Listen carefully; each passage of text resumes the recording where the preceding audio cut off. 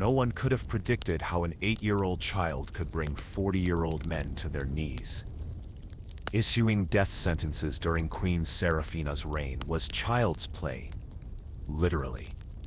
On her first day on the throne, she innocently smiled and asked, "Who will play with me?" No one knew that this game would result in the kingdom's most powerful lords disappearing one by one. Let us know where you're watching from and what time it is for you in the comments. It's always fascinating to see who's joining us from all corners of the world. Now dim the lights. Maybe turn on a fan for that soft hum in the background. And let's begin our journey together tonight. The morning King Aldrich died. The ravens gathered in unusual numbers around Valdoria Castle's highest towers. Court scholars would later claim this as an omen, though none dared speak such superstitions aloud during those first chaotic hours when the kingdom's fate hung in the balance like a sword suspended by spider's silk. Princess Seraphina had been found that dawn in the castle's rose garden, sitting cross-legged among the white blooms, carefully arranging fallen petals into perfect circles. Her small hands moved with deliberate precision, creating intricate patterns that seemed far too complex for a child of 8 summers. When the chamberlain approached with news of her father's passing, she looked up with eyes that held an unsettling stillness, as if she had been expecting this moment all along. The king's death came without warning or explanation. The royal physician, Master Gorvain, examined the body with trembling hands and pronounced the cause unknown. King Aldrich appeared peaceful in death, his face unmarked by pain or struggle, yet something indefinable troubled those who gazed upon his lifeless form. The absence of any visible cause of death would later fuel whispered theories throughout the castle corridors, though none dared voice their suspicions in the presence of the child who was now their sovereign. Seraphina received the news with a composure that chilled even the most hardened courtiers. She nodded once, a gesture both regal and eerily mature, then asked in her soft musical voice whether she might finish arranging her flower patterns before attending to royal duties. The chamberlain, caught off guard by such an unusual response to life-altering news, stammered his agreement and retreated, leaving the newly orphaned princess to her mysterious garden ritual. Within hours of King Aldrich's death, the great lords of Valdoria descended upon the castle like vultures sensing carrion. They came ostensibly to pay respects and offer condolences, but their true intentions were written in the hungry gleam of their eyes and the hushed urgency of their private conversation. Each harbored dreams of power and influence over the child queen, envisioning themselves as the true rulers of Valdoria, while hiding behind the facade of loyal regency. Lord Commander Blackwood arrived first, his imposing frame filling doorways as he strode through the castle halls with military precision. His weathered face bore the scars of countless battles, and his reputation for ruthless efficiency in warfare was matched only by his political ambitions. Blackwood commanded the kingdom's armies and held sway over the northern provinces, making him a formidable force in any power struggle. He viewed young Seraphina as little more than a pretty ornament to place upon the throne, while he exercised true authority from behind the scenes. Lord Ravencrest followed closely, his merchant empire spanning the eastern trade routes that brought wealth to Valdoria's coffers. Unlike Blackwood's brute strength, Ravencrest wielded influence through gold and favors, his network of spies and informants rivaling the official intelligence services. His thin frame and sharp features gave him a predatory appearance, and his smile never quite reached his calculating eyes. He saw the child queen as an investment opportunity, a malleable figurehead who could be shaped to serve his commercial interests. From the western mountains came Lord Grimthorne, master of the mining guilds and keeper of Valdoria's mineral wealth. His hands were permanently stained black from years of handling ore and coal, and his reputation for cruelty toward workers was legendary throughout the realm. Grimthorne believed power belonged to those strong enough to seize it, and he viewed an 8-year-old girl as the weakest possible ruler. In his mind, she was merely a temporary obstacle to be managed until he could arrange a more suitable succession. Lord Ashford represented the southern agricultural regions, his vast estates feeding much of the kingdom. His jolly exterior and frequent laughter masked a cunning intelligence that had allowed him to accumulate vast holdings through strategic marriages and convenient accidents. Befalling his rivals, he saw young Seraphina as a delightful plaything who could be easily manipulated through gifts and false kindness, never suspecting that manipulation might flow in the opposite direction. The final member of this predatory circle was Lord Thornwick, keeper of the royal treasury and master of Valdoria's bureaucracy. His meticulous nature and obsession with protocol had made him indispensable to King Aldrich, but also deeply resented by those who found his regulations inconvenient. Thornwick viewed the child queen as a fascinating puzzle to be solved through careful observation and systematic approach, believing his analytical mind would easily unravel whatever simple thoughts occupied her young brain. The coronation took place 3 days after King Aldrich's funeral, in the Grand Cathedral, where Valdoria's monarchs had been crowned for 12 generations. The ceremony was deliberately rushed, organized by the 5 lords who claimed urgent need to establish legitimate authority before neighboring kingdoms might consider invasion or internal rebellion. They spoke of duty and tradition, but their true motivation was securing their positions before any rivals could organize opposition. Seraphina processed down the cathedral's nave, wearing her father's crown, which had been hastily resized to fit her small head. The ancient gold seemed to dwarf her tiny frame, yet she carried herself with a dignity that unsettled many observers. Her white coronation gown trailed behind her, requiring 2 pages to manage its length, but her steps were steady and sure. Most remarkably, she smiled throughout the entire ceremony, a sweet, innocent expression that made several courtiers shift uncomfortably in their seats. The Archbishop of Valdoria, a man whose loyalty had been purchased years earlier by Lord Ravencrest, spoke the traditional words of investiture with nervous haste. His hands shook as he placed the crown upon Seraphina's head, and those close enough noticed beads of perspiration forming on his brow despite the cathedral's cool air. When the moment came for the new queen to speak her oath of sovereignty, her clear, childish voice rang through the vast space with surprising authority. As the ceremony concluded, and the assembled nobles prepared to escort their new monarch back to the castle, Seraphina made her first royal pronouncement. Standing before the altar with her oversized crown slightly askew, she gazed out at the gathered lords and ladies with bright, curious eyes. Her voice carried the same musical quality that had always charmed adults, but now held an undertone that made several listeners suppress involuntary shudders. She announced her intention to become better acquainted with her noble counselors through games and entertainment, suggesting that the formal business of ruling could wait until she had properly welcomed each lord to her court. The suggestion was phrased with such childish enthusiasm that none dared object, though several exchanged meaningful glances over the young queen's head. They interpreted her words as confirmation of their expectations, evidence that she remained a child more interested in play than governance. Back at the castle, the 5 lords convened in private to establish their regency council. They agreed that Queen Seraphina would be allowed her games and childish pursuits while they managed the real business of ruling Valdoria. Each lord would take responsibility for specific aspects of governance, effectively dividing the kingdom among themselves while maintaining the fiction of royal authority.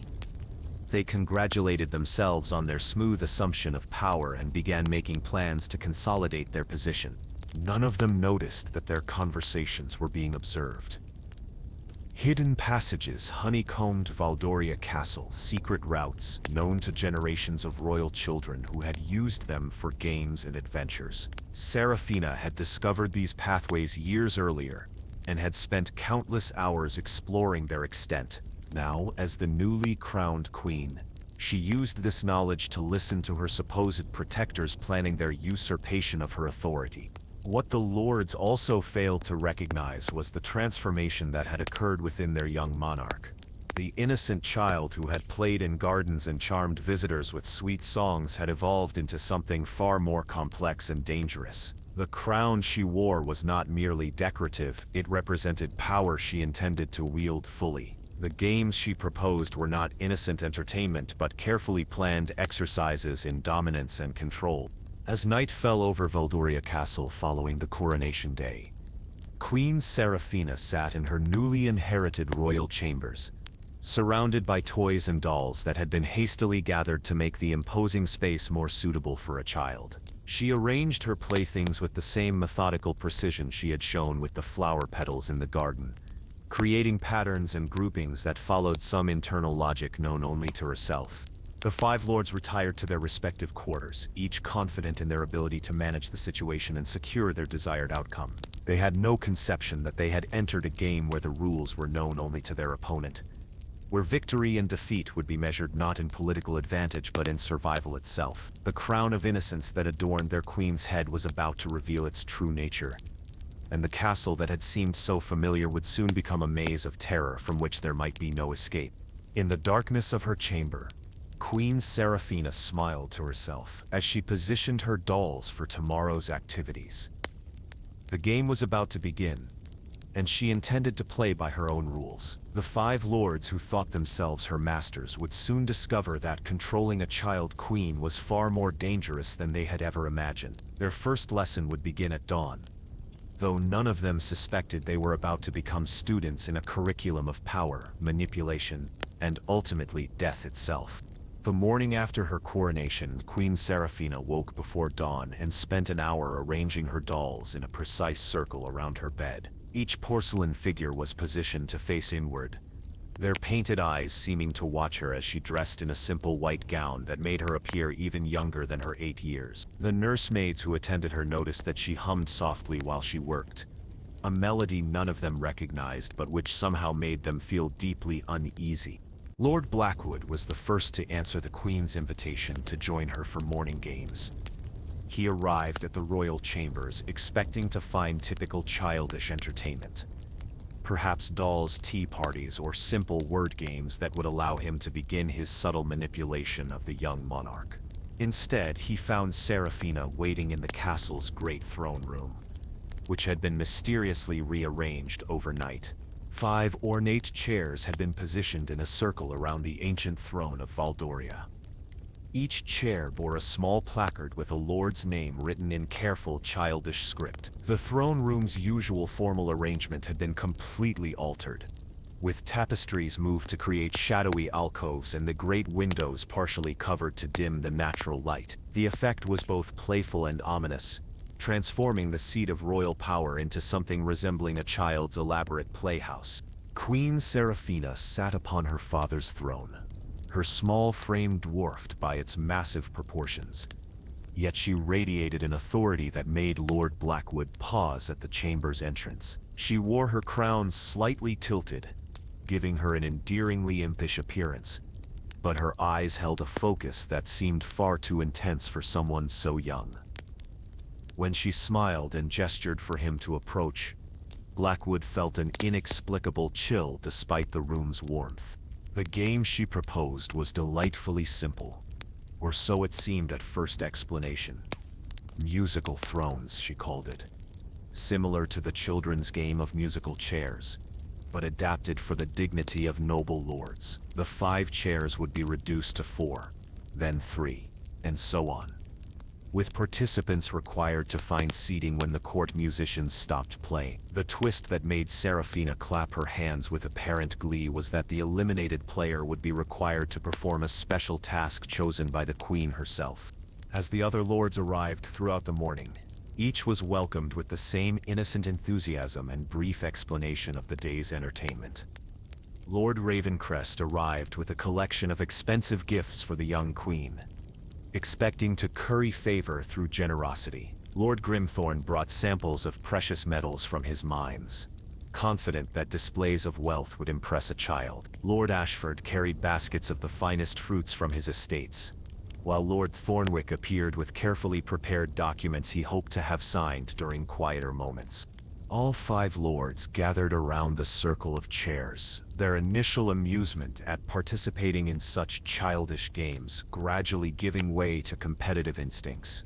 Despite the seemingly innocent nature of musical thrones, each man found himself reluctant to be the first eliminated, partly from natural pride and partly from growing curiosity about what tasks their young queen might devise. They had expected to humor a child for a brief period before redirecting her attention to more serious matters, but found themselves increasingly drawn into the game's dynamics.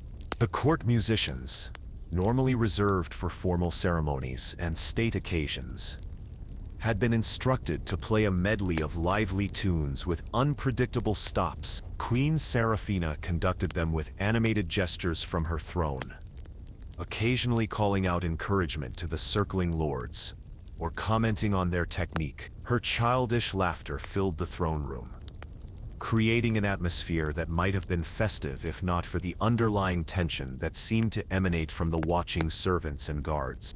The first elimination came sooner than expected. During the 3rd musical interlude, Lord Blackwood found himself momentarily distracted by a whispered conversation between 2 guards near the chamber's entrance. When the music stopped abruptly, he was caught standing while the other 4 lords had secured seats. His military training had failed him in this most unlikely battlefield, and he stood frozen in embarrassment as Queen Seraphina clapped her hands in delight. The special task she assigned to Lord Blackwood was presented with such innocent enthusiasm that he initially failed to grasp its implications. She requested that he visit the castle's dungeon to inspect the condition of the cells and report back on their suitability for housing important guests. The request seemed reasonable enough, even appropriate for a military commander, though several lords noticed the peculiar emphasis Seraphina placed on the word suitability. Lord Blackwood departed the throne room with confident strides, still chuckling at the child queen's elaborate game, and already planning how to use his inspection tour to demonstrate his competence in security matters. He expected to return within the hour with a detailed report that would showcase his military expertise and begin establishing his authority as the young queen's most capable advisor. The remaining 4 lords settled in to await his return, amusing themselves with speculation about what childish task would befall the next eliminated player. An hour passed, then 2, with no sign of Lord Blackwood's return.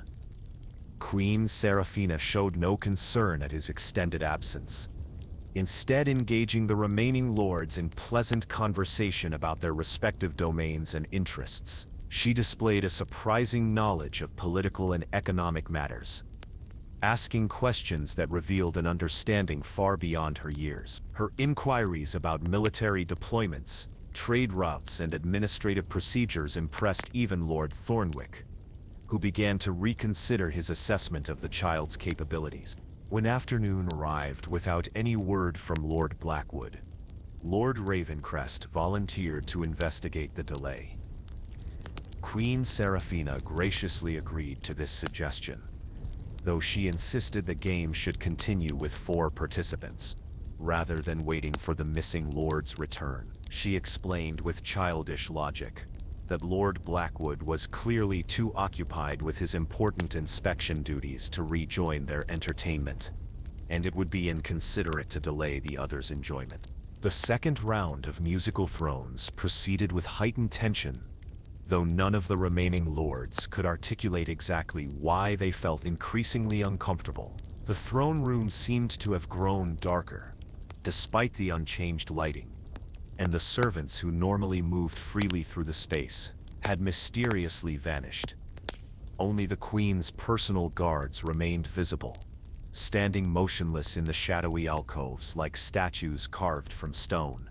Lord Grimthorne became the second elimination, his heavy frame proving insufficiently agile when the music ceased during a particularly energetic melody. Queen Seraphina's delighted applause echoed through the chamber as she announced his special task, a visit to the castle's wine cellars to select appropriate vintages for a celebration dinner. The assignment seemed benign enough, though Lord Grimthorne noticed the same peculiar emphasis on appropriate that had marked Lord Blackwood's instruction.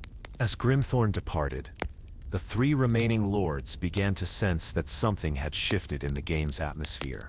Queen Seraphina's innocent enthusiasm remained unchanged, but there was something in her eyes that suggested deeper currents beneath the playful surface. The throne room felt increasingly isolated from the rest of the castle, as if they were participants in some elaborate performance with an audience of shadows.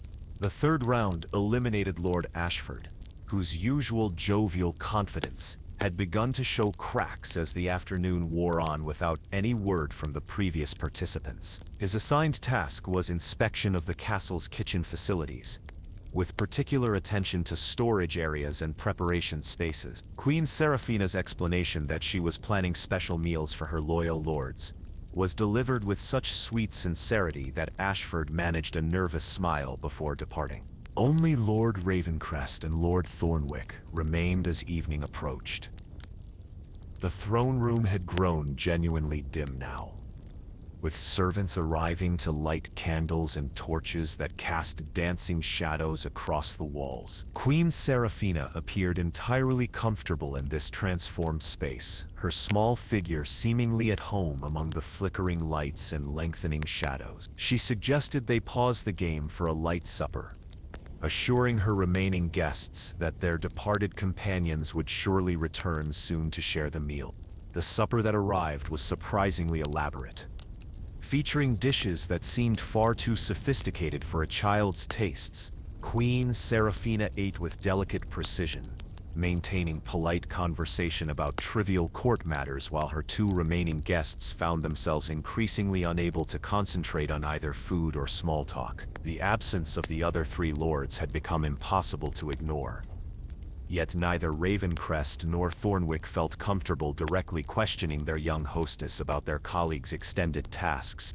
As the meal concluded, Queen Seraphina announced her intention to continue the game until only one lord remained. She explained with childish enthusiasm that the final participant would receive a very special prize, though she refused to reveal its nature despite their increasingly nervous inquiries. The prospect of spending the night in the transformed throne room, waiting for companions who showed no signs of returning, filled both remaining lords with inexplicable dread.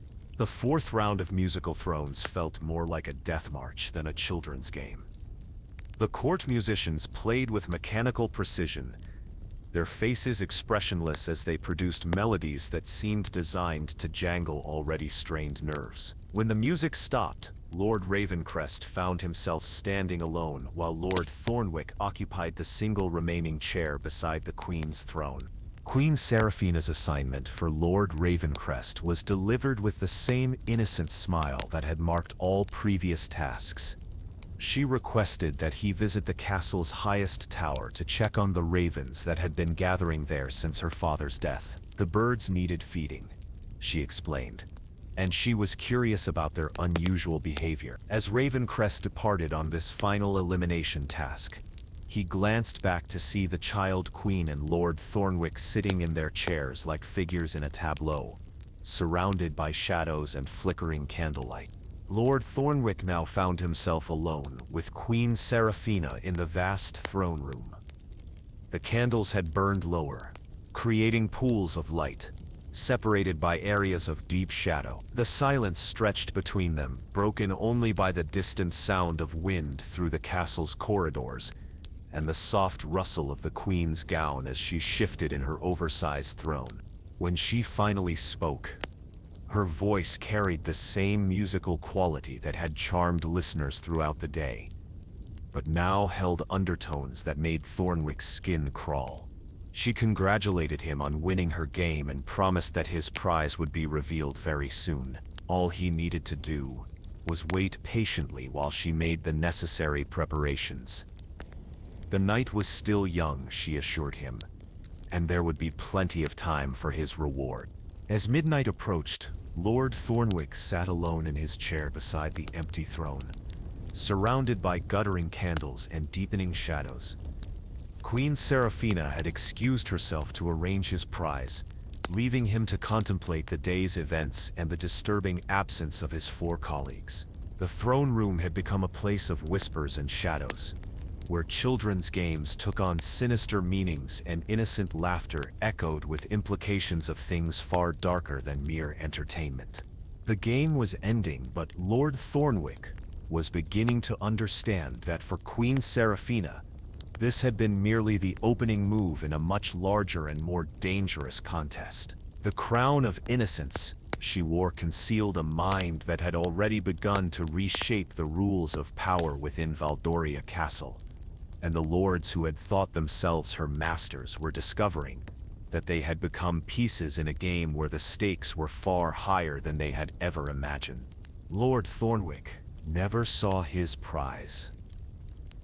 When dawn broke over Valdoria Castle, the throne room stood empty, except for scattered chairs and the cold remains of melted candles.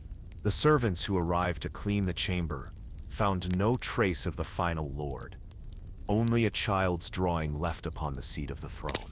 The crude sketch depicted 5 stick figures arranged in a circle, each with a large X drawn across their bodies in what appeared to be red ink, though some whispered it looked suspiciously like dried blood.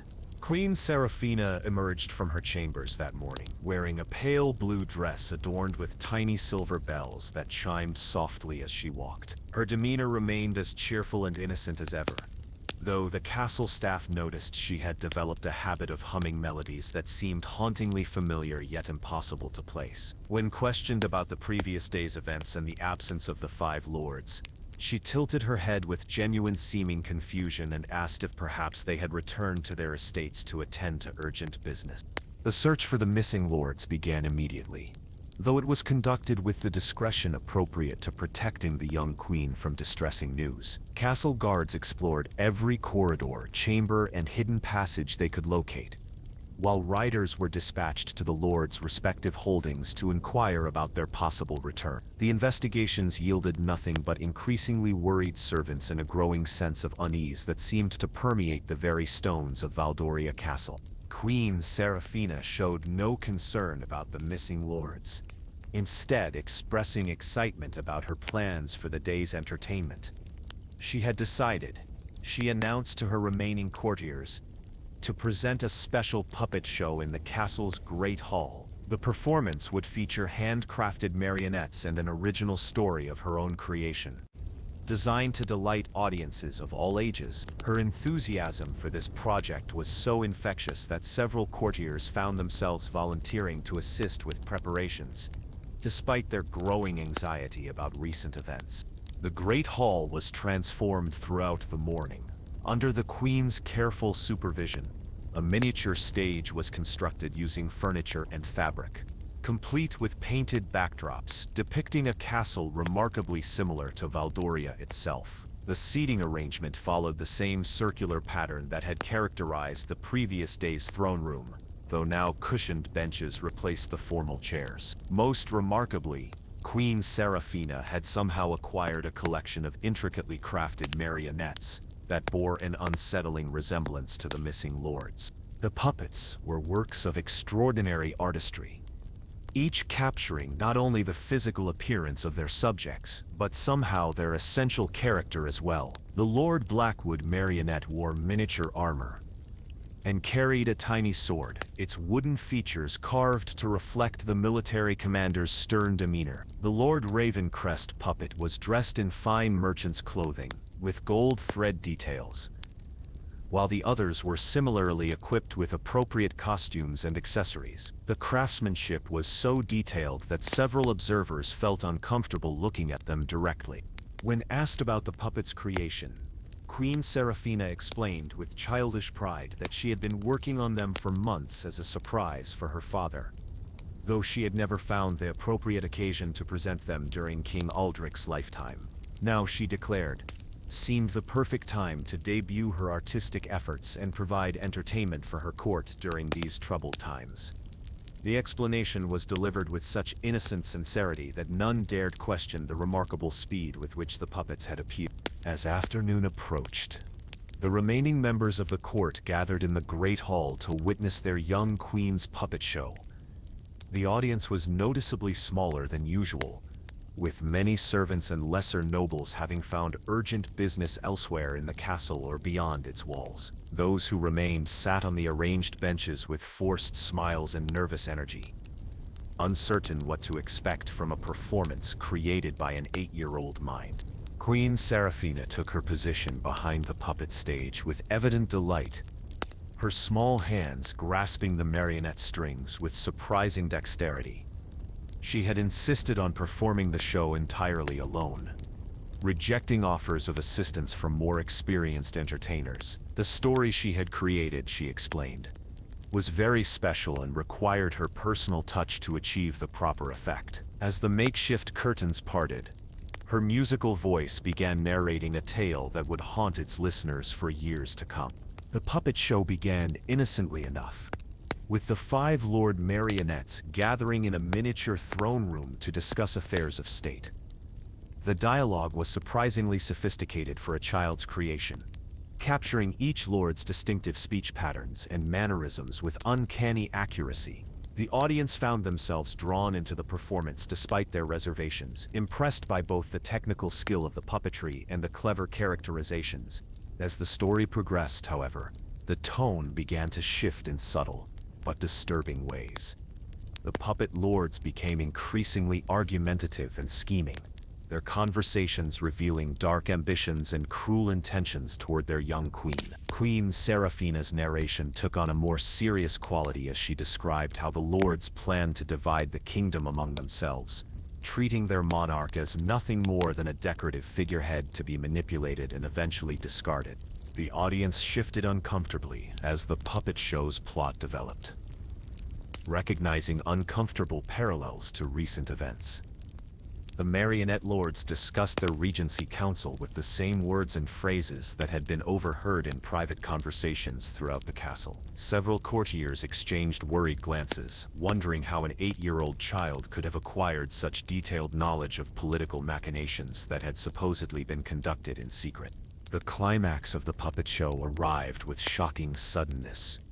One by one, the Lord Marionettes began to disappear from the stage, their strings apparently cut as they collapsed into lifeless heaps. Queen Seraphina's narration explained that each lord had met with mysterious accidents while pursuing their schemes against the crown. Lord Blackwood fell into a dungeon pit.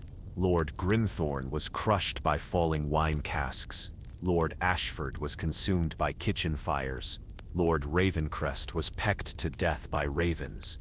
And Lord Thornwick simply vanished into thin air. The puppet show concluded with a single marionette remaining on the stage, a small figure representing Queen Seraphina herself.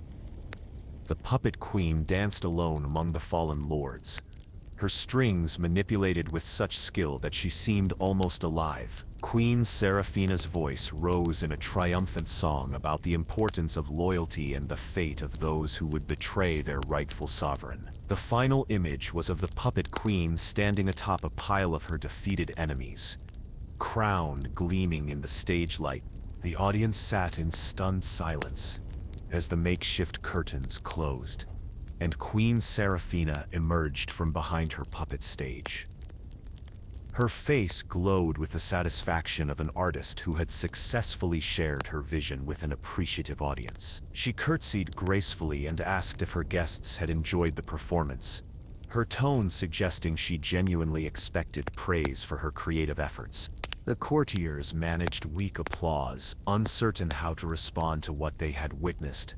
The puppet show had been simultaneously impressive and deeply disturbing, showcasing artistic talents that seemed impossible in one so young while delivering a message that felt more like a threat than entertainment. Several audience members made hasty excuses and departed immediately, claiming sudden illnesses or urgent appointments that required their immediate attention.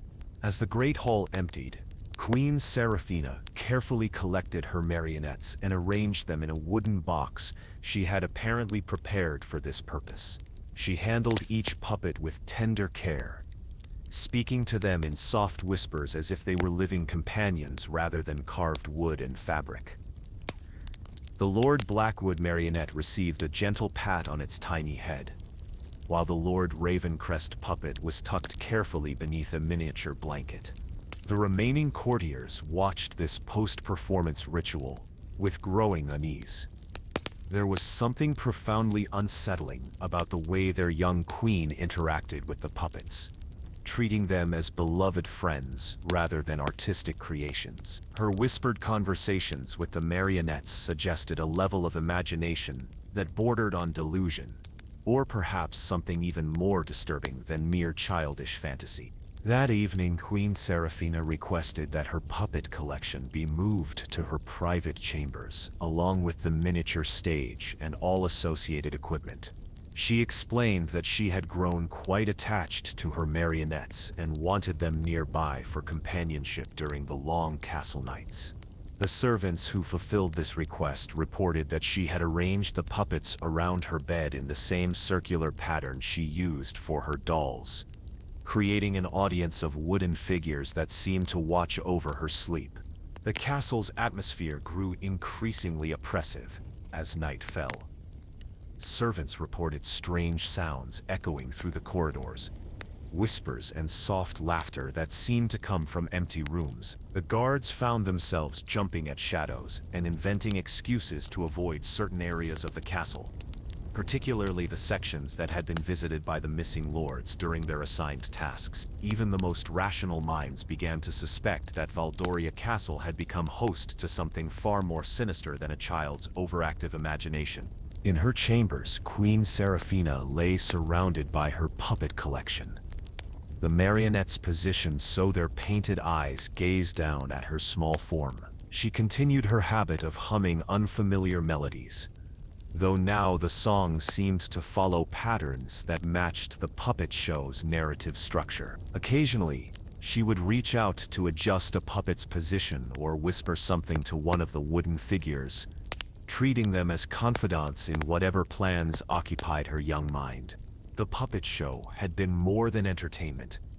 It had been a declaration.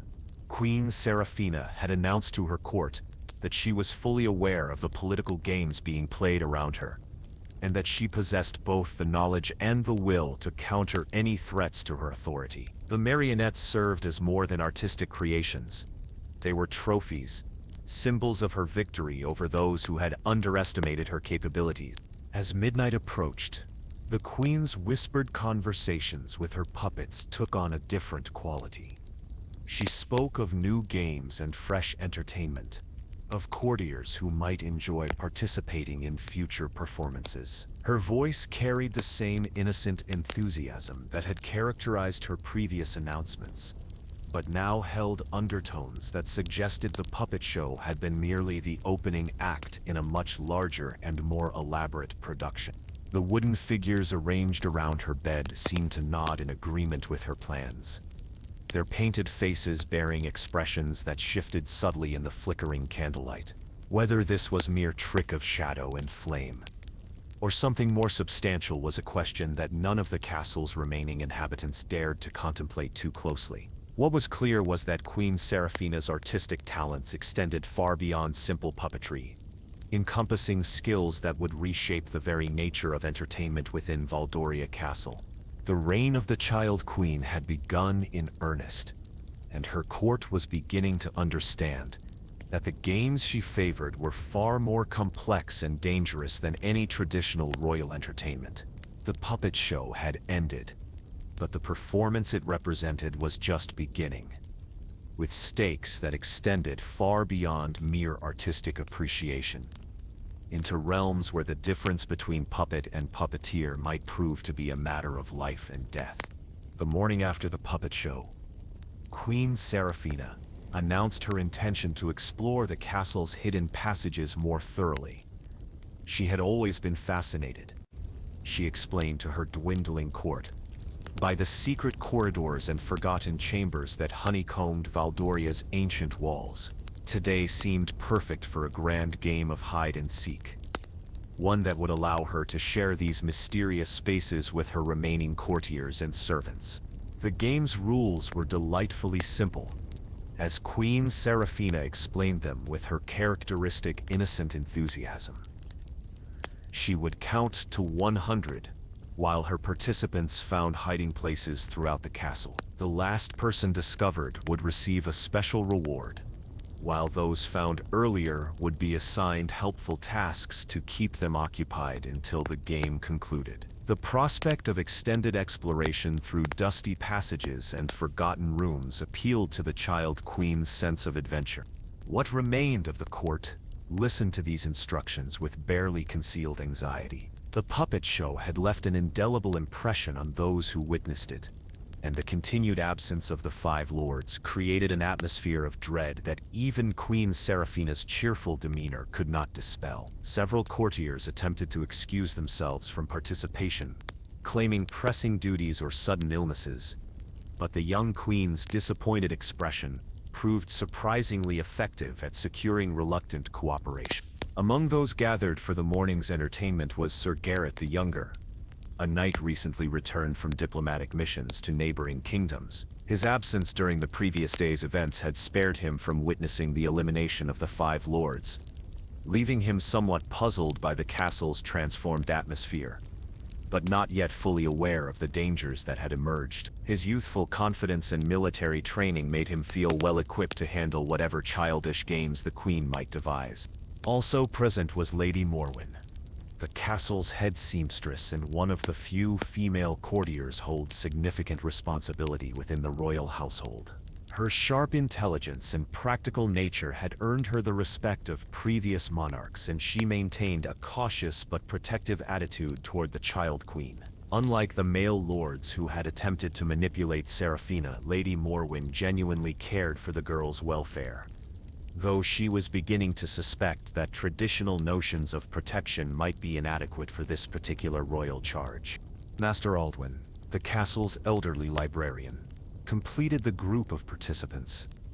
His vast knowledge of Valdoria's history and architecture made him uniquely qualified to navigate the castle's hidden passages, though his advanced age and poor eyesight limited his physical capabilities. He had served King Aldrich faithfully for decades, and felt obligated to extend the same loyalty to the young queen, despite growing concerns about her increasingly unusual behavior and the mysterious fate of his former colleagues.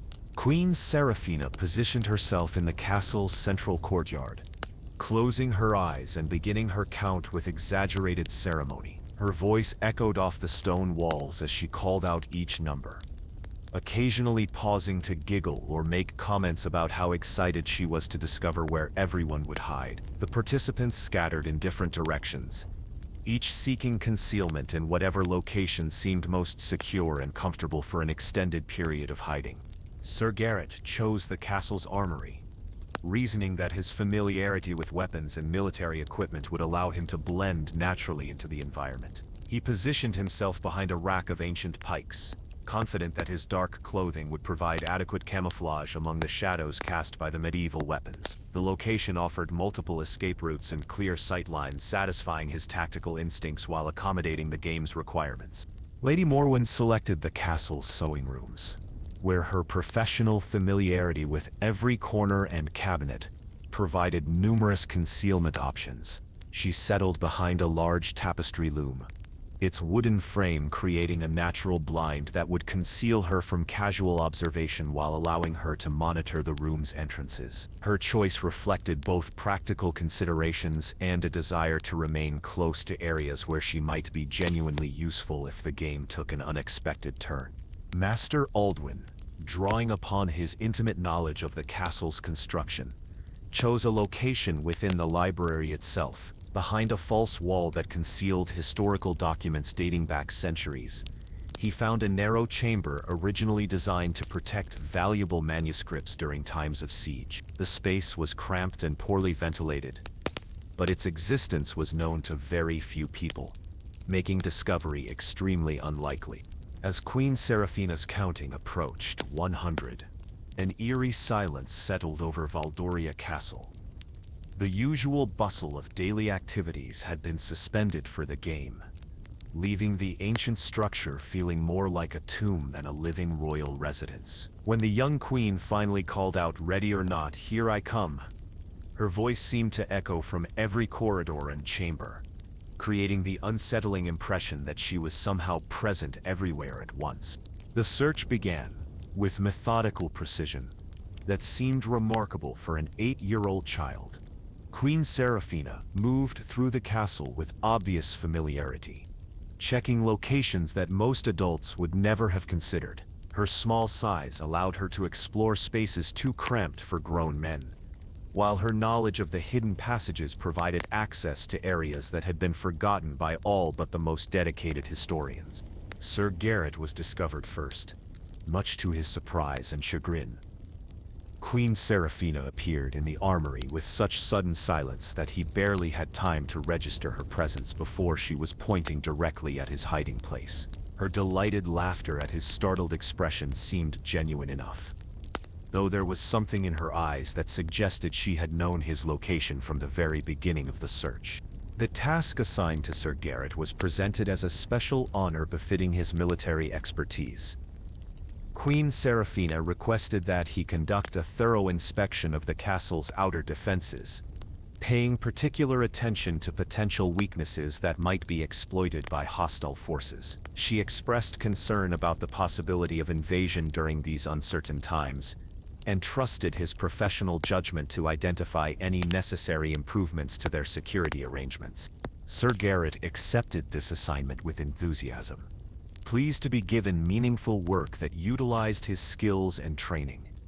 He departed immediately for the castle walls, beginning a systematic examination of towers, gates, and defensive positions. His military background made such inspections routine, and he anticipated completing a comprehensive report within a few hours that would demonstrate his value to the young Queen's administration. Lady Morwen remained undiscovered for considerably longer, her hiding place proving more effective than expected.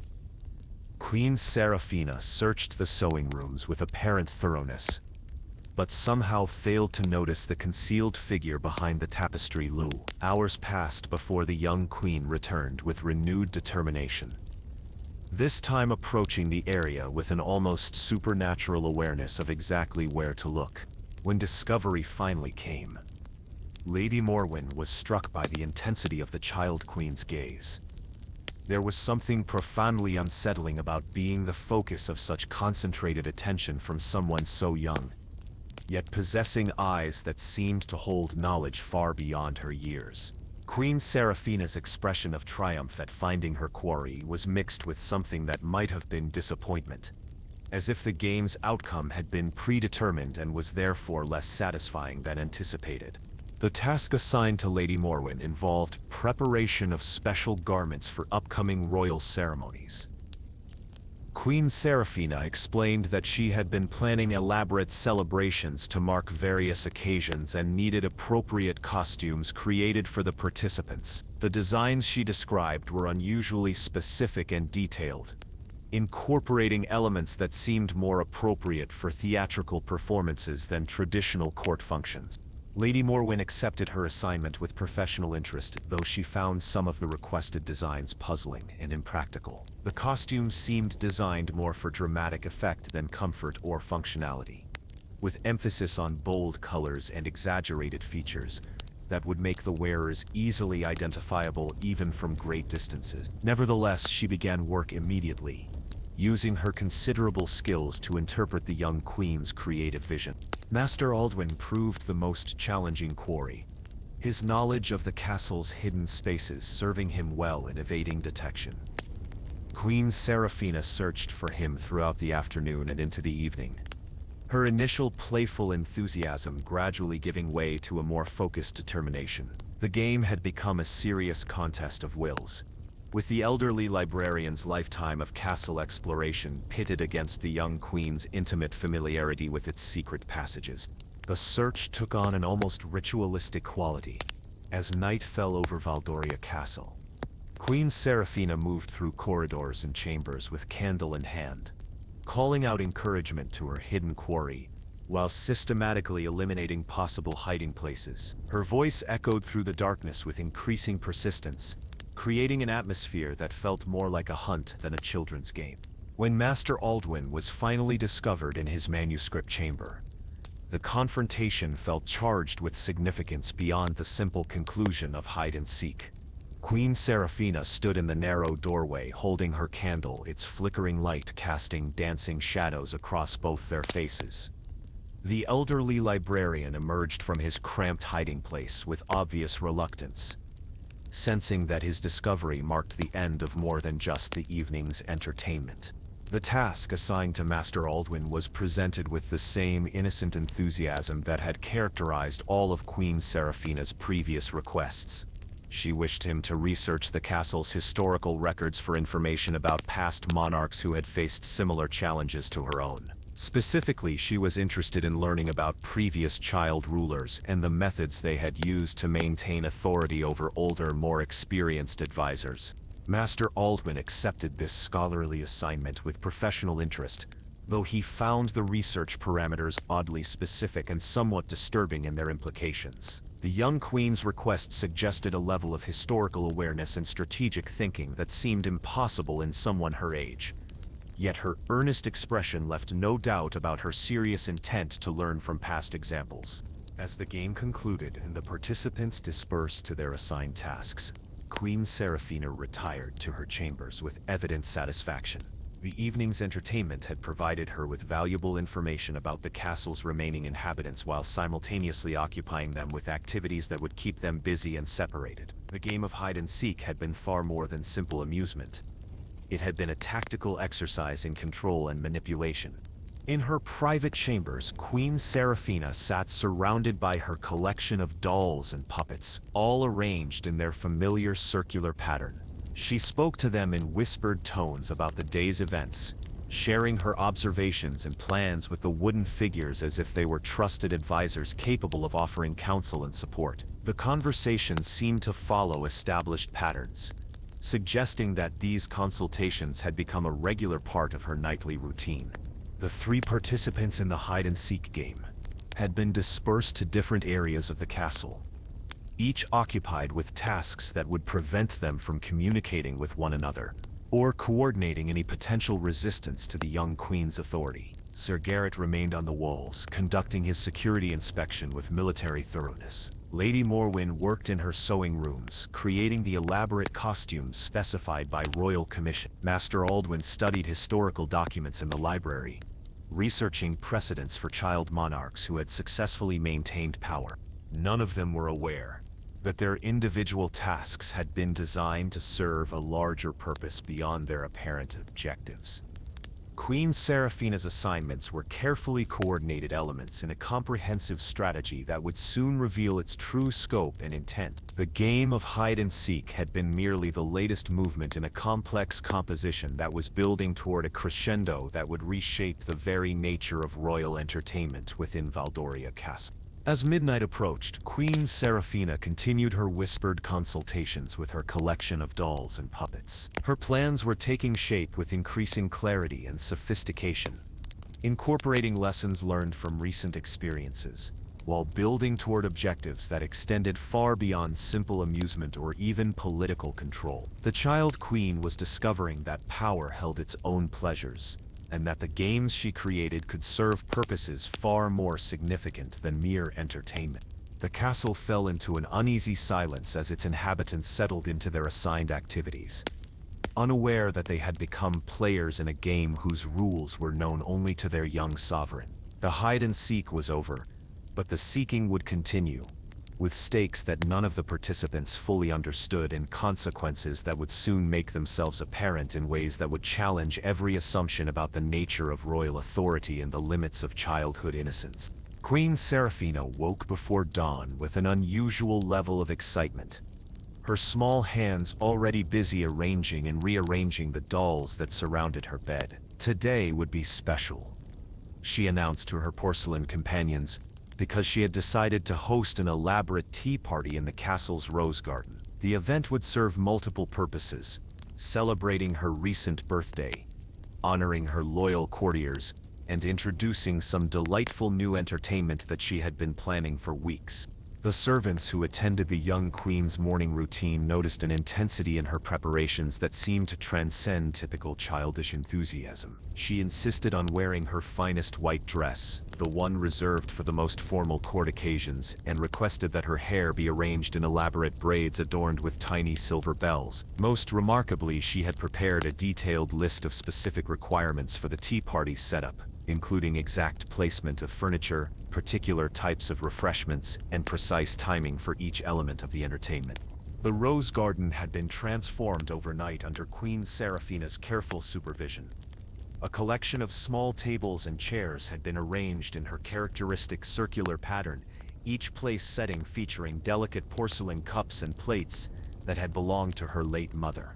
The garden's natural beauty provided an enchanting backdrop for the gathering, with blooming roses in shades of white, pink, and deep crimson creating a palette that seemed almost too perfect to be natural. At the center of the circular arrangement stood a larger table where Queen Seraphina would preside over the festivities. This elevated position allowed her to observe all her guests while maintaining the ceremonial dignity appropriate to her royal status. The table was set with particular care, featuring not only the usual tea service but also an array of mysterious small bottles and vials that caught the morning sunlight with prismatic colors. The guest list for the tea party was notably selective, including only those courtiers who had survived the recent games and assignments. Sir Garrett had completed his security inspection and submitted a thorough report on the castle's defensive capabilities. Lady Morwen had finished creating the elaborate costumes requested by the Queen, producing garments that were both beautiful and strangely unsettling in their theatrical exaggeration. Master Aldwin had concluded his historical research, compiling fascinating accounts of previous child monarchs and their methods of maintaining authority. As the invited guests assembled in the rose garden, they could not help but notice the addition of several new faces among the servants attending the tea party. These individuals were unfamiliar to the regular castle staff, their origins and purposes mysterious despite their apparent integration into the day's activities. They moved with practiced efficiency, arranging final details of the entertainment while maintaining an almost supernatural awareness of Queen Seraphina's unspoken preferences and requirements. The tea party began with traditional ceremony, Queen Seraphina serving her guests with gracious hospitality that would have impressed even the most demanding protocols of royal etiquette. Her conversation was charming and age-appropriate, touching on topics such as the beauty of the garden, the pleasantness of the weather, and her gratitude for her courtiers' recent services to the crown. The refreshments were exquisite, featuring delicate pastries and exotic teas that represented the finest offerings of the royal kitchen. Sir Garrett found himself relaxing despite his recent concerns about the castle's atmosphere. The tea party felt refreshingly normal after the strange events of recent days, providing welcome evidence that their young queen retained capacity for conventional royal entertainment. He complimented the garden's beauty and the quality of the refreshments, while sharing amusing anecdotes from his recent defensive inspection that highlighted both his competence and his loyalty to the crown. Lady Morwen contributed to the conversation with observations about the seasonal changes in the garden, an appreciation for the opportunity to display her recently completed costume creations. Several of the elaborate garments were exhibited during the tea party, modeled by servants who paraded through the garden wearing the theatrical designs. The costumes were undeniably impressive in their craftsmanship and creativity, though their purposes remained mysterious to everyone except their young designer. Master Aldwin shared selected findings from his historical research, carefully choosing examples that would entertain rather than alarm his audience. His accounts of previous child monarchs focused on their achievements and innovations rather than the darker aspects of their reigns, though careful listeners might have detected subtle warnings embedded within his scholarly observation. The elderly librarian's presentation was both informative and diplomatic, demonstrating his continued dedication to educational service. As the afternoon progressed, Queen Seraphina introduced a series of games designed to enhance the tea party's entertainment value. These activities began innocently enough, with traditional diversions such as riddles, word games, and simple musical performances. The young queen's participation was enthusiastic and appropriate, showcasing talents that impressed her guests while maintaining the charming innocence expected from someone her age. The first indication that something unusual was developing came when Queen Seraphina began incorporating her collection of small bottles and vials into the afternoon's activities. She explained that these containers held special flavor enhancements for the tea service, exotic spices and essences that would create unique taste experiences for her honored guests. The additions were presented as educational opportunities, allowing courtiers to expand their culinary knowledge while enjoying novel refreshments. Sir Garrett was selected to sample the first enhanced beverage, a tea blend that Queen Seraphina described as incorporating rare herbs from distant mountain regions. The knight accepted the honor with appropriate gratitude, raising his cup in a toast to the Queen's health and prosperity before drinking deeply. The taste was indeed unusual, featuring complex flavors that seemed to evolve and intensify with each sip, creating sensations that were both pleasant and oddly disorienting. Within minutes of consuming the enhanced tea, Sir Garrett began experiencing symptoms that he initially attributed to the afternoon's heat and excitement. A sense of lightheadedness was followed by difficulty focusing his vision, then gradual numbness in his extremities that made holding his teacup increasingly challenging. His attempts to communicate these sensations were hampered by a growing thickness in his speech that made his words difficult to understand. Queen Seraphina observed these developments with apparent concern, immediately summoning her mysterious servants to provide assistance and comfort. She explained to the other guests that Sir Garrett was apparently suffering from some form of allergic reaction to the exotic tea ingredients, a regrettable but not entirely unexpected consequence of experimenting with unfamiliar substances. Her response demonstrated both appropriate royal concern and impressive medical knowledge for someone so young. The treatment provided to Sir Garrett involved additional beverages designed to counteract the allergic reaction, administered by servants who demonstrated surprising expertise in medical care. These remedies seemed to stabilize his condition temporarily, though he remained unable to speak clearly or move with normal coordination. Queen Seraphina suggested that he be moved to more comfortable surroundings, where he could recover without disrupting the tea party's continuation. Lady Morwyn and Master Aldwyn watched with growing alarm as Sir Garrett was assisted away from the garden, his condition appearing far more serious than a simple allergic reaction. The young queen's explanation seemed plausible enough, but both remaining guests felt increasingly uncomfortable about continuing the festivities after witnessing such a dramatic medical emergency. Their attempts to express concern were met with cheerful reassurances and gentle insistence that the afternoon's entertainment proceed as planned. Queen Seraphina's attention turned to Lady Morwyn, whom she selected to sample the next flavor enhancement experiment. This particular blend was described as incorporating floral essences that would complement the garden's natural aromatics, creating a multi-sensory experience that would represent the pinnacle of refined entertainment. The seamstress accepted the offering with visible reluctance, but felt unable to refuse without appearing discourteous to her young sovereign. The effects of Lady Morwyn's enhanced tea were different from those experienced by Sir Garrett, beginning with a sense of euphoria and heightened awareness that made the garden's colors seem more vivid and the afternoon's sounds more musical. These pleasant sensations gradually gave way to more disturbing symptoms, including hallucinations that caused her to see movement in the rose bushes and hear whispered conversations from empty areas of the garden. As Lady Morwyn's condition deteriorated, Queen Seraphina continued to provide explanation and treatment with the same confident authority she had demonstrated during Sir Garrett's episode. The seamstress was experiencing a different type of reaction, the young queen explained, one that affected perception rather than motor function, but was equally concerning in its potential severity. Additional servants appeared to provide specialized care, their expertise suggesting extensive experience with such medical emergencies. Master Aldwyn found himself alone with Queen Seraphina as Lady Morwyn was escorted away for treatment, the elderly librarian's scholarly mind racing to understand the pattern of events that had transformed a pleasant tea party into a series of medical crises. His historical research had included accounts of political poisoning, But the idea that an 8-year-old child might possess such knowledge and capability seemed to defy rational explanation.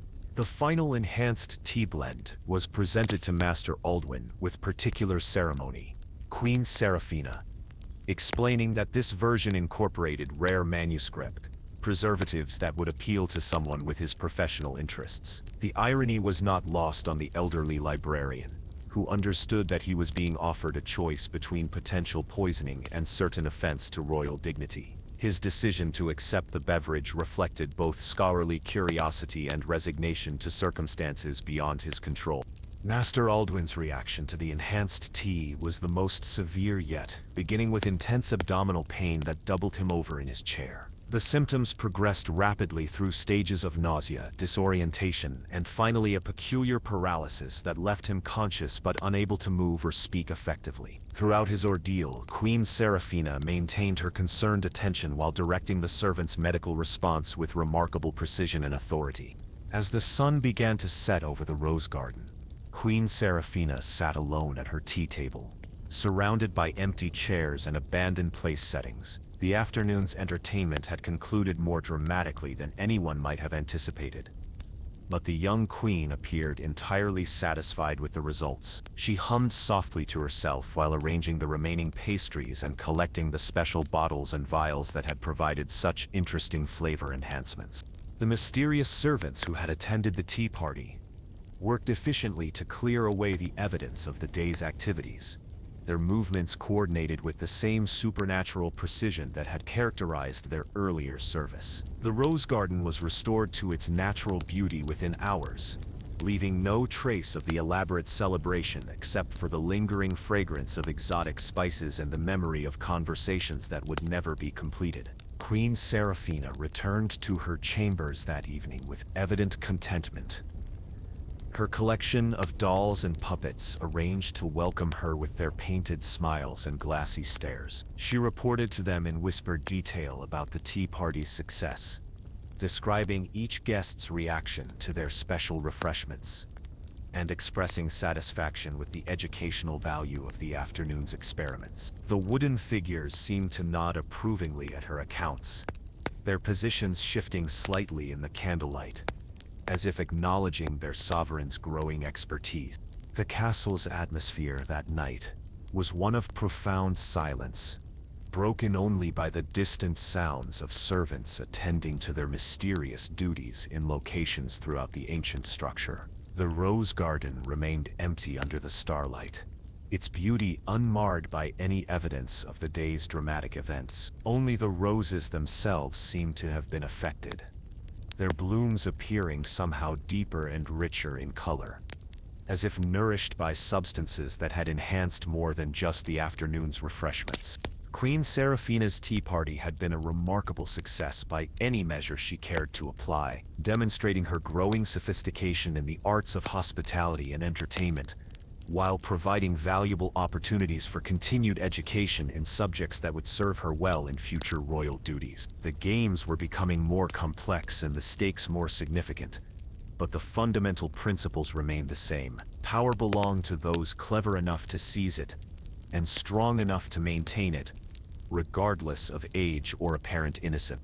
Queen Seraphina emerged from her chambers the following morning with an air of unusual solemnity that immediately caught the attention of the castle's remaining staff. Gone was the bright, childish enthusiasm that had characterized her previous announcements of entertainment and games. Instead, she carried herself with a dignified composure that seemed to belong to someone far older than her 8 years, as if overnight, she had stepped fully into the role that her crown demanded. The castle itself seemed different in the morning light, though the physical structure remained unchanged. Corridors that had once bustled with activity now echoed with an emptiness that felt intentional rather than accidental. The few servants who remained moved through their duties with nervous efficiency, avoiding eye contact and speaking only when absolutely necessary. The atmosphere was that of a place holding its breath, waiting for some momentous event to unfold. In the great hall, Queen Seraphina had ordered the construction of an elaborate miniature fortress using furniture, tapestries, and decorative elements gathered from throughout the castle. The structure occupied the center of the vast chamber, its walls rising nearly to the height of a grown man and featuring defensive elements that demonstrated surprising knowledge of military architecture. Turrets, battlements, and arrow slits had been incorporated with meticulous attention to detail, creating a stronghold that looked capable of withstanding a genuine siege. The fortress was not merely decorative but functional, designed to serve as the stage for what Queen Seraphina announced would be her final game. This ultimate entertainment would be more elaborate and challenging than anything she had previously devised, requiring all her remaining courtiers to participate in a grand siege scenario that would test their loyalty, courage, and strategic thinking. The winner would receive the greatest prize she had ever offered, while those who failed would face consequences appropriate to their shortcomings. The rules of the siege game were deceptively complex, reflecting military strategies that seemed far beyond the comprehension of a child monarch. The miniature fortress would be defended by one participant, while the others would be required to breach its defenses using whatever means they deemed appropriate. The siege would continue until either the fortress fell or the attackers were defeated, with victory determined by Queen Seraphina's judgment, based on criteria she would reveal only at the game's conclusion. What remained of the court assembled in the Great Hall with expressions ranging from curiosity to barely concealed terror. The morning's participants included Master Edmund, the castle's chief steward, who had somehow avoided the previous game's eliminations through a combination of luck and careful obscurity. His administrative expertise had kept him occupied with essential duties during the most dangerous periods, but now his continued presence made him an inevitable player in the final entertainment. Also present was Dame Catherine, an elderly lady-in-waiting who had served Queen Seraphina's mother and had been retained out of sentiment and familiarity with royal protocols. Her advanced age and gentle nature had seemed to protect her from the young queen's more dangerous attentions. But the final game would apparently make no exceptions for advanced years or previous service to the crown. The third participant was Brother Marcus, the castle chaplain whose religious duties had provided some measure of protection during the recent upheavals. His moral authority and spiritual guidance had made him valuable to the young queen, who had frequently requested his prayers and benedictions for her various activities. However, his presence at the final game suggested that even divine service might not guarantee continued immunity from royal entertainment. The final participant was perhaps the most surprising. Captain Willem, commander of the castle guard who had maintained careful neutrality during the recent political eliminations. His military expertise and control over the remaining armed forces made him potentially dangerous to Queen Seraphina's authority. Yet she had chosen to include him in the final game rather than eliminating him through more direct means. His participation suggested either supreme confidence in her control, or a calculated risk that would determine the future balance of power within the castle.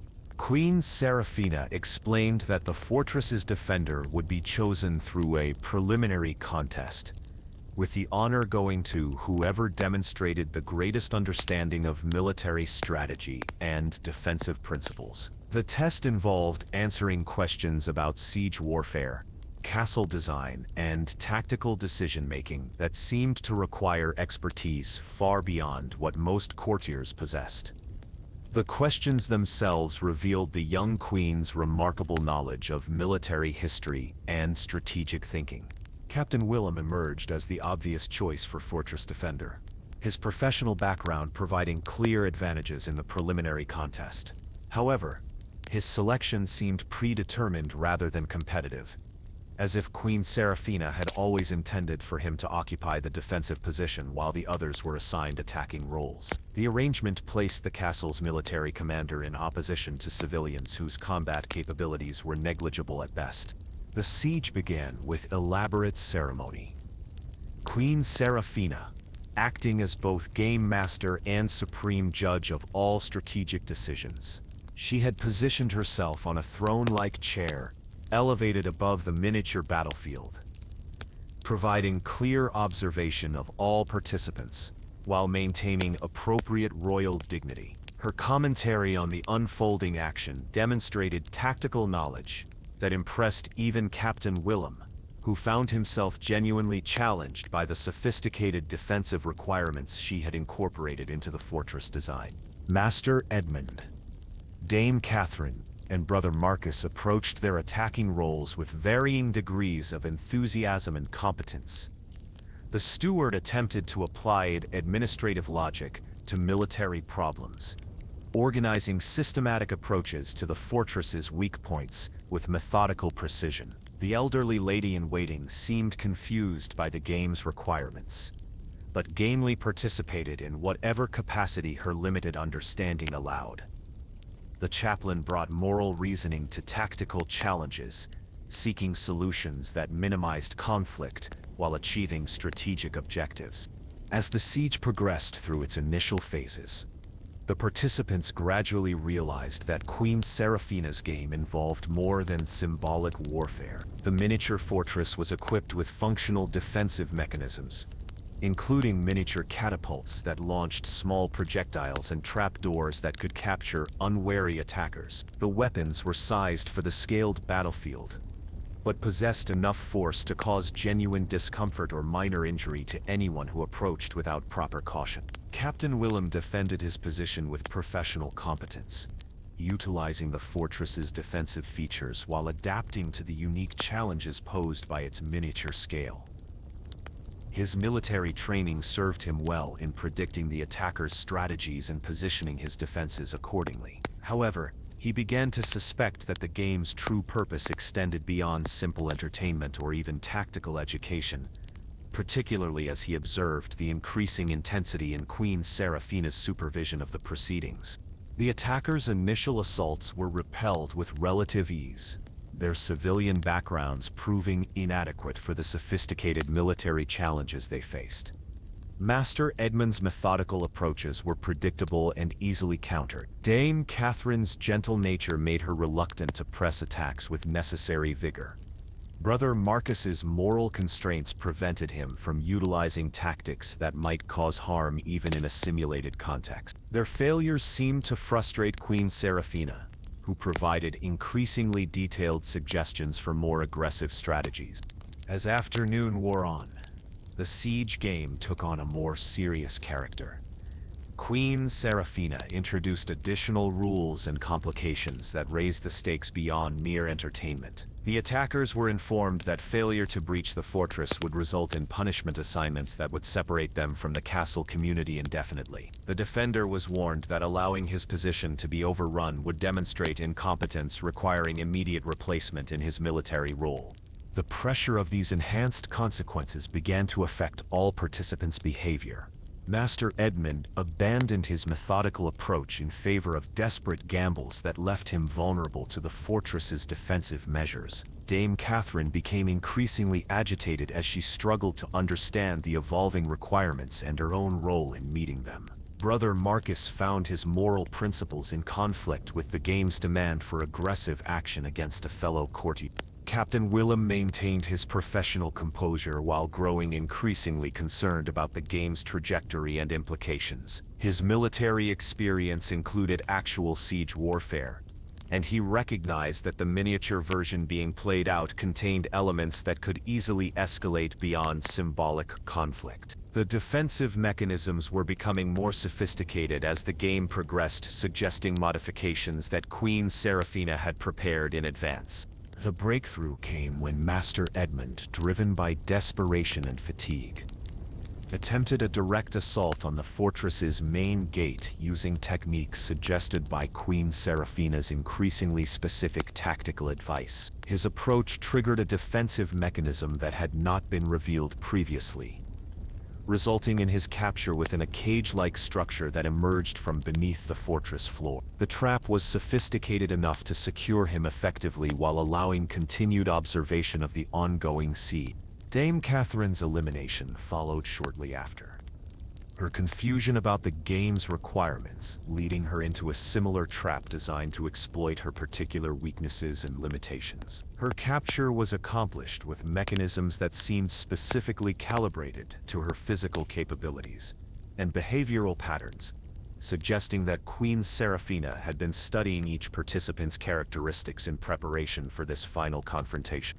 Brother Marcus proved more challenging to eliminate, his moral reasoning providing unexpected tactical advantages that allowed him to avoid the more obvious traps and defensive measures. However, his religious principles ultimately became his weakness when Queen Seraphina introduced moral dilemmas that forced him to choose between effective strategy and ethical behavior. His elimination was accomplished through mechanisms that exploited his unwillingness to cause harm even in a simulated context. With 3 of the 4 attackers eliminated and secured within the fortress's trap systems, Captain Willem found himself alone facing Queen Seraphina's intensifying supervision and increasingly specific demands for his continued defense. The game had evolved far beyond its original parameters, becoming something that resembled actual siege warfare more than childhood entertainment. The captain began to understand that his position as defender might be less advantageous than initially apparent. Queen Seraphina's commentary during the siege's final phase revealed the true sophistication of her strategic thinking and the depth of her preparation for this ultimate game. She had anticipated every likely development and prepared countermeasures for various contingencies, demonstrating planning capabilities that seemed impossible in someone her age. Her knowledge of military history, tactical principles, and psychological manipulation had been integrated into a comprehensive strategy that controlled every aspect of the unfolding drama. The siege concluded when Captain Willem realized that his defensive position had become a trap as elaborate as those that had captured the other participants. The fortress he had been defending was designed not to protect its occupant but to isolate him from potential escape routes, while maintaining the illusion of strategic advantage. His elimination was accomplished not through force but through the gradual recognition that he had been maneuvered into an impossible situation. As evening fell over the Great Hall, Queen Seraphina stood victorious among the ruins of her miniature fortress, its defensive mechanisms having served their purpose by capturing all 4 participants in configurations that prevented their escape, but allowed continued observation. The final game had achieved its objective of demonstrating the young queen's complete control over her remaining courtiers while providing entertainment that satisfied her evolving tastes for complexity and sophistication. The captured participants remained secured within the fortress's various trap systems, their positions allowing them to observe each other and their young sovereign but preventing any form of coordination or resistance. Queen Seraphina moved among them with obvious satisfaction, explaining that their capture represented not failure but transition to new roles that would serve the castle community more effectively than their previous positions. The Great Hall fell silent as Queen Seraphina dismissed the remaining servants and guards, leaving her alone with her captured courtiers and the elaborate fortress that had served as both stage and prison for the final game. The miniature stronghold stood as a monument to strategic thinking and tactical execution, its success measured not in territory conquered, but in authority established beyond any possibility of challenge or reversal. Queen Seraphina's final game had achieved objectives that extended far beyond entertainment or education, establishing principles of power and control that would govern the castle's operations for the foreseeable future. The siege was over, but the victory it represented would shape every subsequent interaction within Valdoria Castle, ensuring that the young queen's authority would never again be questioned or challenged by those who had learned too late the true nature of the games she chose to play. The dawn following the final game brought an unusual stillness to Valdoria Castle, as if the ancient stones themselves were adjusting to the new order that had been established within their walls. Queen Seraphina emerged from her chambers wearing a simple black dress that made her appear even smaller and more childlike than usual. Yet her bearing carried an authority that seemed to fill every corridor and chamber she passed through. The transformation was complete, The innocent child who had been crowned just weeks earlier had evolved into something far more complex and dangerous. The Great Hall had been restored to its original configuration overnight, the elaborate fortress and its trapped occupants having vanished as mysteriously as they had appeared. The servants who accomplished this transformation worked with the same supernatural efficiency that had characterized all recent castle operations, their identities and origins remaining enigmatic despite their obvious integration into the royal household. None of the castle's traditional staff dared question these developments, having learned that curiosity about Queen Seraphina's arrangements carried consequences that were best avoided. In the throne room, Queen Seraphina held her first formal court session since eliminating the last of her potential rivals and critics. The assembled audience was notably sparse, consisting primarily of minor functionaries and distant relatives who had managed to avoid the recent games through obscurity or absence. Their nervous energy was palpable as they waited to learn what new arrangements their young sovereign had devised for the castle's governance and their own roles within the transformed hierarchy. Queen Seraphina announced her intentions with the same musical voice that had charmed listeners throughout her brief but eventful reign. She explained that the recent period of games and entertainment had served important educational purposes, allowing her to better understand the capabilities and loyalties of her courtiers, while developing her own skills in leadership and decision-making. The experiences had been invaluable, she declared, and would inform all future policies and arrangements within the kingdom.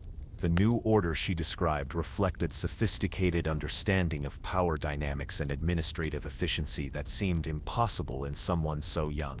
Key positions throughout the castle would be filled by individuals whose qualifications had been demonstrated through participation in her various games and challenges. Those who had shown loyalty and competence would be rewarded with responsibilities appropriate to their abilities, while those who had failed to meet expectations would find themselves assigned to roles better suited to their limitation.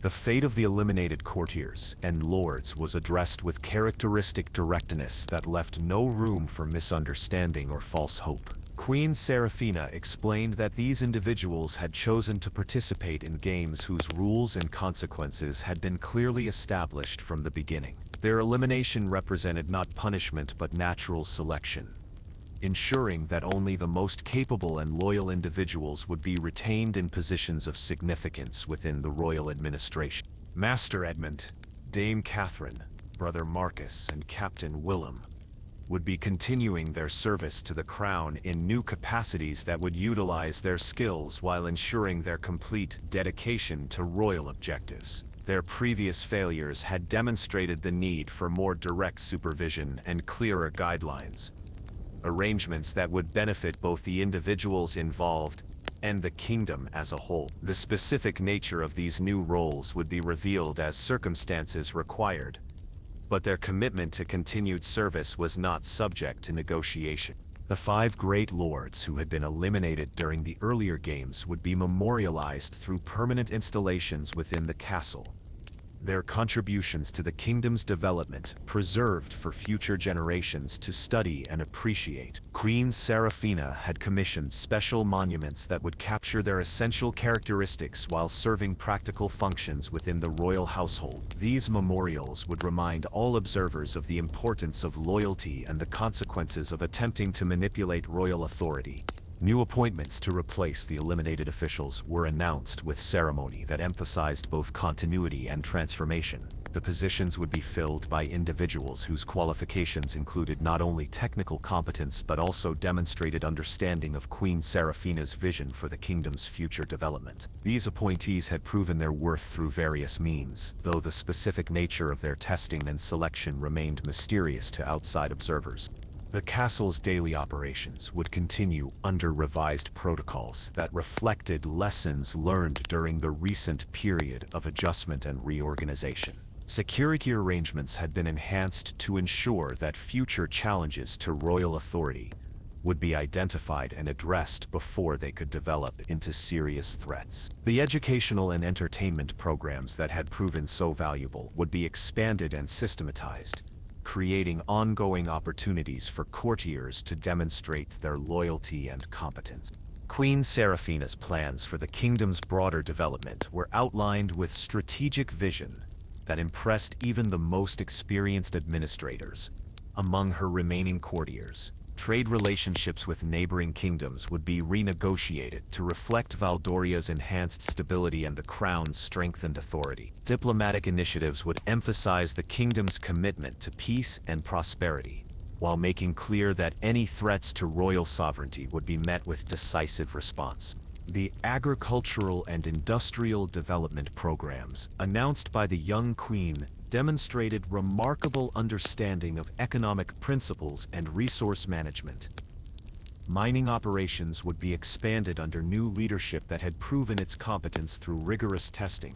Agricultural production would be increased through innovative techniques that had been researched extensively and would be implemented with careful attention to environmental sustainability and worker welfare. Cultural and artistic programs would receive enhanced support as part of Queen Seraphina's commitment to developing Valdoria's reputation as a center of learning and creativity. The puppet shows, theatrical performances, and musical entertainments that had proven so popular would be expanded into systematic cultural offerings that would attract visitors from throughout the region. Educational opportunities would be provided for young people who showed aptitude for these artistic disciplines. The religious and moral guidance provided by the kingdom's spiritual authorities would continue under arrangements that ensured harmony between secular and sacred authority. Brother Marcus would be continuing his chaplain duties in a new capacity that would allow him to focus more intensively on the spiritual needs of the royal household, while contributing to broader religious education throughout the kingdom. His insights into moral philosophy had proven valuable during recent challenges and would be incorporated into future policy development. Military and security arrangements would be restructured under new leadership that had demonstrated superior understanding of defensive strategies and tactical innovation. Captain Willem's expertise would be utilized in ways that maximized his professional capabilities while ensuring his complete integration into the royal command structure. The recent games had revealed significant opportunities for improvement in the kingdom's defensive preparations, changes that would be implemented with appropriate urgency and thoroughness. As Queen Seraphina concluded her formal announcements and dismissed the assembled courtiers, the throne room fell into a silence that seemed to extend throughout the entire castle. The new order had been established with clarity and authority that left no room for misunderstanding or resistance. Those who remained in positions of responsibility understood that their continued service depended on absolute loyalty and complete acceptance of whatever arrangements their young sovereign deemed appropriate. The afternoon brought the first implementation of Queen Seraphina's new cultural programs, with a puppet show performed in the castle's courtyard for the entertainment of servants and minor functionaries. The performance featured her familiar collection of marionettes, though the stories they enacted had evolved to reflect recent events and serve educational purposes for the audience. The shows would become regular features of castle life, providing both entertainment and subtle instruction in the principles of loyalty and obedience. Evening found Queen Seraphina in her private chambers, surrounded by the dolls and puppets that had served as her closest confidants throughout the recent period of transformation and consolidation. She spoke to them in the same whispered tones that had characterized these conversations from the beginning, though now her words carried the authority of someone who had successfully overcome every challenge to her power and established complete control over her domain. The conversations with her collection had evolved to reflect new realities and future objectives that extended far beyond the castle walls. Queen Seraphina discussed plans for expanding her influence to neighboring kingdoms, sharing the innovative approaches to governance and entertainment that had proven so effective within Valdoria. The techniques she had developed could be adapted to different cultural contexts, creating opportunities for broader impact and recognition. Her collection of dolls and puppets had grown to include new additions that reflected recent experiences and future aspirations. The wooden figures were arranged in increasingly complex patterns that seemed to follow strategic principles known only to their young collector. Their painted faces bore expressions that captured essential characteristics of the individuals they represented, creating a gallery of portraits that served both artistic and practical purposes. As midnight approached, Queen Seraphina prepared for sleep with the same careful rituals that had marked all her significant transitions during the recent period. The arrangement of her collection followed patterns that had proven effective in previous experiences, creating an environment that supported both rest and continued planning for future developments. The dolls and puppets would stand guard through the night, their watchful presence ensuring that their sovereign's dreams would be peaceful and productive. The castle settled into its new rhythm as the inhabitants adjusted to arrangements that would govern their lives for the foreseeable future. Queen Seraphina's authority had been established beyond any possibility of challenge, her methods proven effective through systematic testing and refinement. The games were complete, but the principles they had established would continue to influence every aspect of life within Valdoria Castle and potentially far beyond its walls. The reign of Queen Seraphina had begun in earnest, no longer limited by the constraints of childhood innocence or the interference of ambitious adults who had underestimated her capabilities. The crown she wore represented not merely inherited privilege, but earned authority, secured through intelligence, determination, and a sophisticated understanding of power dynamics that would serve her well in the challenges and opportunities that lay ahead. In her final whispered conversation with her collection before sleep, Queen Seraphina expressed satisfaction with recent accomplishments, while acknowledging that they represented only the beginning of much larger objectives. The techniques she had developed and the authority she had established would be the foundation for achievements that would extend far beyond what anyone might expect from someone so young. The games had ended, but the real work of building an empire was just beginning. The castle stood silent under the starlight, its ancient stones bearing witness to transformations that would echo through history long after the current generation had passed into memory. Within its walls, a child queen slept peacefully among her collection of dolls and puppets, dreaming of futures that would reshape the very nature of royal power and the relationship between rulers and subjects. The innocence was gone, but what had taken its place promised to be far more interesting and infinitely more dangerous. Queen Seraphina's reign would be remembered not for its brevity, but for its intensity. Not for its conventional achievements, but for its revolutionary innovations in the arts of governance and control. The child who had seemed so vulnerable and malleable had proven to be something entirely different. Something that would challenge every assumption about the nature of power and the limits of human ambition. The games were over, but the legend was just beginning.